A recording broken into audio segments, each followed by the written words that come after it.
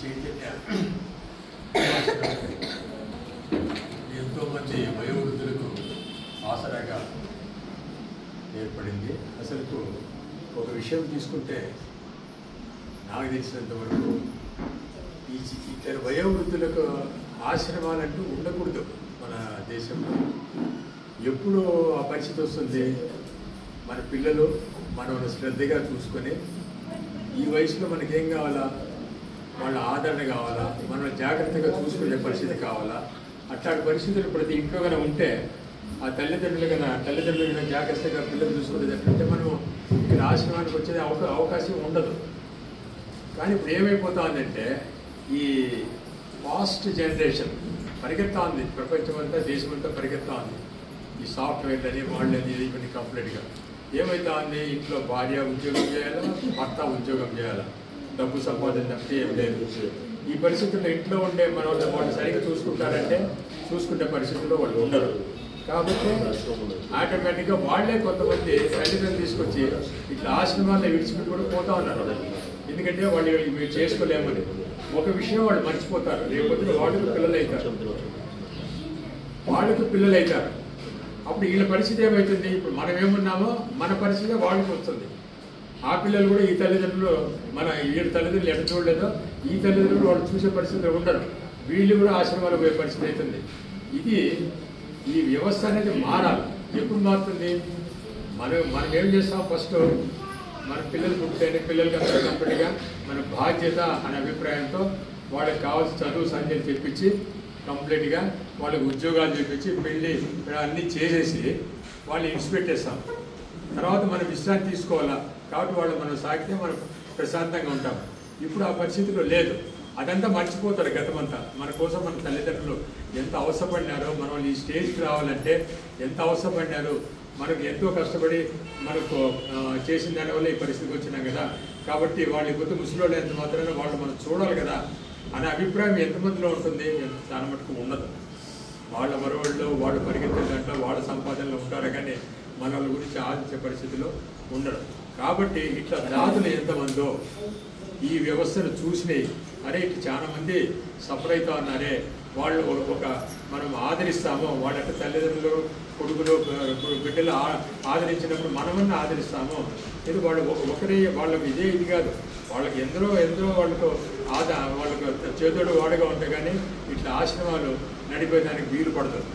కాబట్టి ఇట్లా ఆశ్రమాలు ఇప్పుడు ఎందుకు నడుస్తున్నాయంటే కేవలము మనల్ని ఆదరించాలా, తల్లిదండ్రులు దగ్గర నిరాదరణ అంటే మన వయోవృద్ధుల్ని మనం ఆదరిస్తాము అనే అభిప్రాయం. ఇది మహత్కార్యం. అది ఎంత పెద్ద కార్యం అంటే ఎంత పుణ్యం వస్తుందని మనం చెప్పలేం. కానీ ఇట్లా కొన్ని ఆశ్రమాలు బాగా చూసుకునేవి ఉన్నాయి. ఇట్లా ఆశ్రమాలకు ఈ పొద్దు మన మందికి ఎందుకు వస్తా అంటే వాళ్ళు మనం చేస్తూ ఉండే సౌకర్యాలు కానీ ప్రతి ఒక్కటి ఆదరణ కానీ చూసుకొని వస్తాము. ఇది మన పిల్లలు చేయలేకపోయినారనే ఒక బాధ కూడా మనకు పక్క ఉంటుంది.